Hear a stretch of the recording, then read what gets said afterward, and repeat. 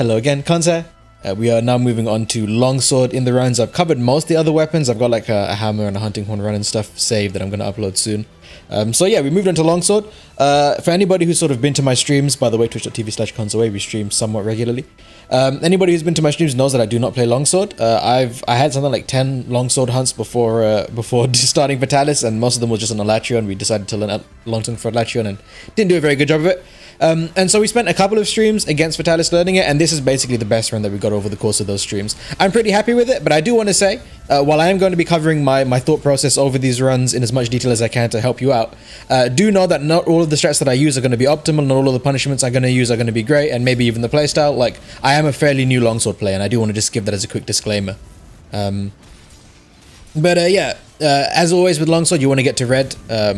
If you're not aware by now, you can tenderize like that. Because we do so much attacking of the chest, I like to tenderize it if possible. I don't usually go out of my way for it though, because it's a little bit of effort. And you'll notice I haven't even tenderized the head or started rage mode yet. And that's because personally I find it easier to get into like, I mean, it just makes more sense to get into like red buff and everything beforehand, right? So anyway, we are now maxed out on our buffs and stuff, so it's now time to proc rage mode. If you aren't aware, Fatalis gets a 10% damage buff in rage mode, which is the reason that we go for it. Just makes the fight quicker, which is kind of important for a speedrun. But yeah, we've tenderized the head, we've tenderized the chest. Basically, the game plan for the first two phases is going to be to get red, wherever possible on the chest or by foresighting whatever we can. And aside from that, we're going to be trying to bait out cones, and then using our red, obviously, we're going to helm splitter the head. I don't know all of the words correctly. It's like helm splitter versus helm break. I always get the two mixed up. Yeah, the cone is a fairly nice opportunity to just land a helm breaker there. I haven't quite figured out, like, you can, and I wasn't supposed to do this. I don't know why I did this. Yeah, it probably would have been better just to get red buff again, to be honest with you. I think it's because I have evasion mental and I was just panicking. Yeah, the idea is to not, like, use helm splitter or helm breaker. I mean, if you played Longsword, you'll know by now, but you really want to be in red before you start using moves like that. Longsword, so the thing is, because I'm so new to Longsword, half of me is tempted to like, oh, and this is what I do while he's down, I like to go into Yi slash wherever possible, just because there's a good chance that whenever he does the standard small or large bites, you can Yi slash them, and that's something like nearly 1,000 damage opening, so you know, it's worth going for. You'll notice that my punishments aren't like super great here. I'm making mistakes and stuff, which is kind of to be expected. But yeah, that's what I was talking about. You want to sort of line up a Yi Spirit Slash on the head, while I have Evasion Mantle especially, because it's fairly easy to dodge the big explosions. If he does big explosion when you're not expecting him to, you can obviously just use your Yi Slash. That's the reason I face backwards, and then roll away. You'll see that after a couple of those Yi Spirit Slashes, it's fairly easy to get him back up in the air again, at which point we can go back to baiting out cones and trying to helm splitter. Now you will notice I was about to run out of red buff. If it had taken any longer without coning, I probably would have just gone to his chest and helm splitted. Now I do want to clarify, there are a few other openings. This is normally what I would recommend you do during cones, by the way. Although I wouldn't necessarily recommend you do it right there if you're, yeah, you saw I got punished for that. You can like end the roundhouse a little bit further away from the puddle quite easily. But yeah, we've done videos on cone baiting. If you haven't seen them by now, you should have a look. Cone baiting is fairly easy to do. You just got to stand at a sort of middle range. We got a little bit decent RNG here. This would have taken usually like maybe 30 or 40 seconds longer if you didn't get such good RNG. So if you're against the run, you can add 30 seconds to it.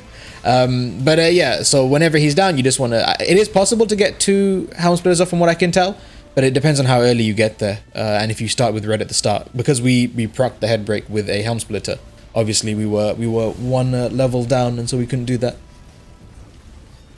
I'm going to do what I always do. I'm going to skip phase 2. The reason I skipped phase 2 rather than like skipping some of phase 3 with the roaming ballista is generally because the chest hit zone is so nice in phase 3. Phase 2 is kind of the hardest thing for me to handle. Not the hardest thing, but you are relying on cones in phase 2, but cones are much less frequent in phase 2 than they are in phase 1. And obviously they're less frequent in phase 3. But in phase 3 you don't need to rely so heavily on them, and he's got a few more openings, especially for Longsword. You do got to be careful here. I knew that he was close to getting knocked down, but obviously if he's about to cone, you can just retreat behind the pillar. And do keep in mind that the roaming ballista gives you a smaller knockdown than just breaking the horn, for example. So you'll notice we won't be able to get anywhere near as many moves as we were before, but we were able to helm splitter and then get back up to level to red level. Sorry, yeah, all the terminology is a little bit confusing for me because I don't, as I said, I don't play longsword too much. But again, we're going to reproc rage, retenderize the head, and we're going to keep like cone baiting and all that stuff, just to try and finish phase 2. Because the evasion mantle has, oh, and by the way, regarding the set, I am going to show the set at the end of the video and sort of talk through the reasoning for my skills. But because my evasion mantle has points of Partbreaker on it, that was what enabled us to get the Hornbreak in phase 1, which then meant that the roaming ballista knockdown that we got during phase 2, all of that damage is now contributing towards the next Hornbreak, and so he shouldn't be very far off from another Hornbreak. Also, I just went for a little poke, then we got lucky. Yeah, I got this run live on stream. It does end in quite an annoying manner. You'll see why in a second. I'm not 100% sure what time I'm going to say that this video, that this run was. But yeah, it does end with a little bit of frustration. But yeah, if you wanna catch these lives, then check me out. Then we can sort of go over my, like yeah, like you'll have known if you were watching this that this longsword was a struggle for me. And you'll see me as I was explaining before. Like I'm gonna just throw out a helm splitter, and I got really lucky. But the fact is, I was about to run out of red buff, and so it made sense to just use a helm splitter before it expired. You know, might as well use that while I have it. At worst, I was expecting to just land a hit on the chest or the legs or something, which is not great damage, but it's not bad. But then if you get lucky, because I do know that at the end of that slither move, he does always turn around. And so in my head, I knew that there was a chance. Like, that was half planned. It wasn't just complete luck or anything. But I would say it was like 70% luck. Yeah, so you'll notice that we didn't get the second Hornbreak during phase, before phase 2 ended. And that's for a few reasons. I didn't do as much damage during Evasion Mantle as I should have. I also did do a lot more chest hitting with this, obviously, to get like to get to red mode and all that kind of thing. So generally speaking, it's a little bit harder to get both Hornbreaks. However, by the time the first binder is done, you should be pretty close to it.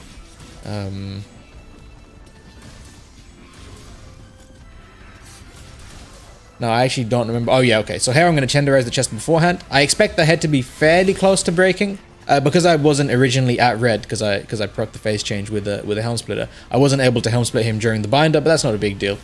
I just want to keep the chest tenderized because during this phase here, it's much more convenient to target the chest. In fact, I don't even know if I'm going to commit too heavily to breaking the horn. The horn will probably break, but it'll happen in its own time.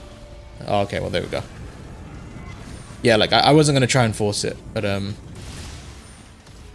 because like there are quite a few helm splitter openings, and we'll show off a few of them as the run progresses. There are quite a few helm splitter openings just in phase 3 Fatalis' attacks, and so over the course of the hunt, the head will just break on its own. You don't need to like spend a huge amount of time cone baiting, which, as I'm sure you'll know, is much harder in phase 3 than it is in other phases. Now, because we've broken both horns, we are free to just tank the Nova. If you aren't aware, so long as you've broken at least one horn, if you heal right before the big part of the Nova explosion, so you'll see we're going to refresh our health, you have more than enough HP to survive it. It does rely on how much health boost you've got, and it obviously relies on getting 2 Hornbreaks or 1 Hornbreak depending, but it is quite handy. Now, Fatalis does apply wind pressure during its return back down from the Nova, and so you can use that to foresight. That is just me YOLOing. I am going for the chest here. I'm not 100% sure why. I guess because it's tenderized and I just don't like non-critting. As far as I'm aware, it's still worth going for the head, even if you haven't, but whatever. Now remember, phase 3's cones are shorter than phase 1 and phase 2's. And so you will need to like get up to the chest if you want to get off the full spirit combo. At least in my experience. Of course, not really a huge need for that when you can just foresight your way up to red quite easily.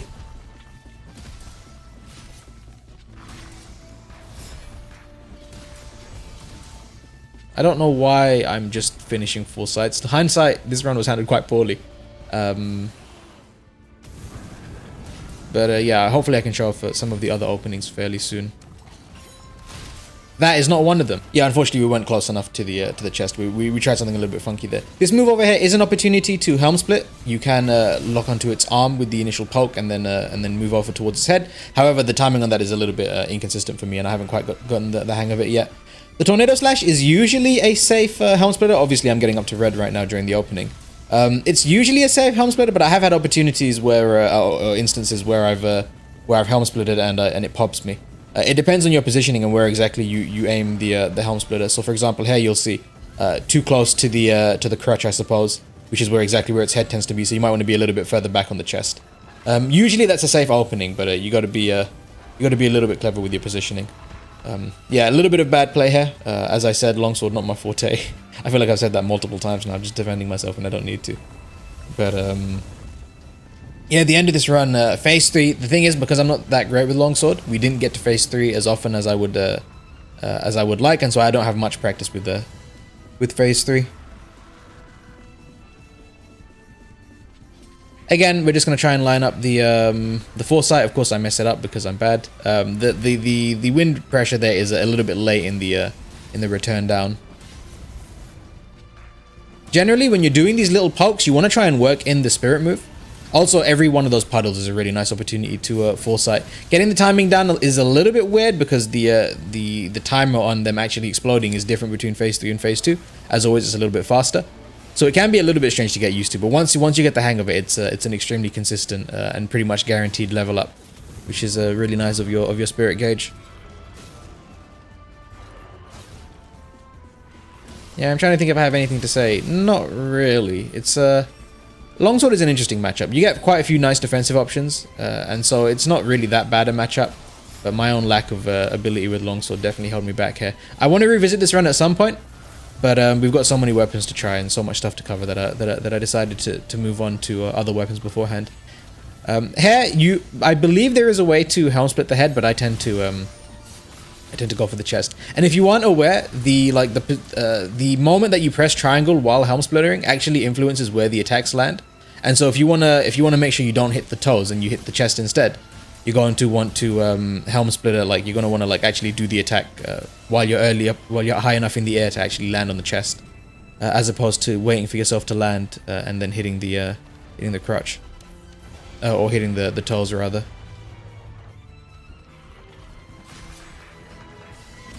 Man, this run could really be improved. You saw there, I let go of the helm splitter extremely late because I didn't want to hit the wings there. And so by doing that, by making sure I was lined up with the actual chest itself, I was more likely to actually land the hits. I was going to helm split there, but obviously we unfortunately cancelled that out. And by the way, whenever he does that slithering attack, it's fairly consistent to foresight and then punish the tail, land it on the tail rather, and then use that to level up your gauge. Unfortunately, this is where the sadness begins. We're trying to bait over Fatalis to the Dragonator, but unfortunately, he just refuses to. Yeah, if I'm feeling up to it, I'll put the Pizza Time theme playing right now. This is incredibly frustrating. We counted this on stream. It spent 56 seconds here. So this run, which was 13.5 minutes, it really was like 12.5 minutes if you allow yourself to discredit this 1 minute time waste that Fatalis decided to engage in. Oh, what a fucking waste. Just forcing myself to watch through it again now is painful. We're trying everything. We're trying smokes. We're trying... meanwhile, Chad is just giving me 1,000 different suggestions, and I'm trying them, and they're all fucking me up.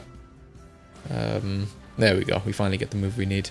It's actually quite interesting, because with Insect Glaive, you can actually bait out that slithering move by jumping into the air. Honestly, it would have been faster for me to just keep fighting him, by the way. Now you'll see I want to use my helm splitter as soon as possible, because it's just about to expire. Thankfully, we used it before we leveled down into orange. But of course, it didn't really make a difference because it was close to death anyway. There you go. 13 minutes, and I believe that says 13:30, but I'm not 100% sure. Yeah, 13.5 minutes roughly.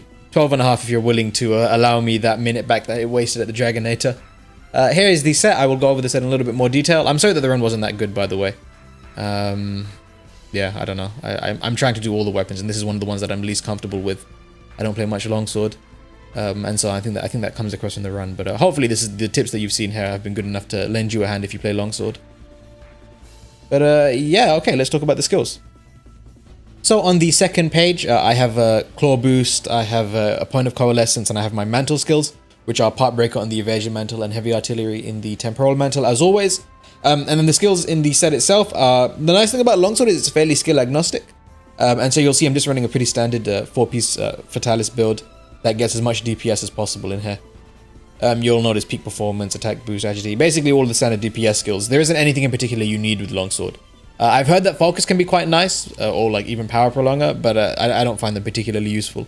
2 points of handicraft, in my experience, was enough for me to be able to sharpen between Novas and have enough time to like not go down into white sharpness. But obviously, if you like hit the toes a lot or you're using a different weapon, you might need different amounts of handicraft. So I'd recommend tailoring that to your needs. Heat guard is the other weird skill. It is basically just there for final phase. The nice thing about having heat guard is it means that you don't get damaged by the fire on the ground, which means you maintain peak performance uptime for a lot longer. Aside from that, pretty standard stuff. Hopefully that all made sense. Let me know if you have any questions. Sorry again for the quality, or I guess lack thereof, on the run. I will revisit Longsword at some point, but I think we're going to move on to some of the other weapons for now and then come back to this a bit later. Yeah, I hope you have a lovely day. Take it easy. Bye-bye.